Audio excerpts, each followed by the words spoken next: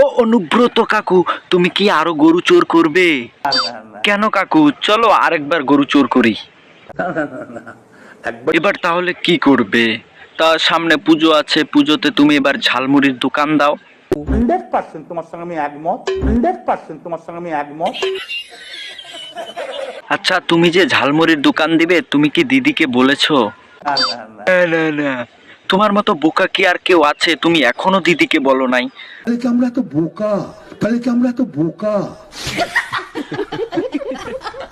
ও দিদি, আজকে কিন্তু আমাকে বেশি বকাবে না কিন্তু, আজকে কিন্তু আমাকে বেশি বকাবে না কিন্তু। ও দিদি, অনুব্রত কাকু নাকি ঝালমুড়ির দোকান করবে। কে সিদ্ধান্ত করেছে? কে সিদ্ধান্ত করেছে মানে? অনুব্রত কাকু নিজে সিদ্ধান্ত নিয়েছে। কোনো কাজ নেই, কোনো কাজ নেই। তা দিদি, তুমি কি অনুব্রত কাকুকে ঝালমুড়ির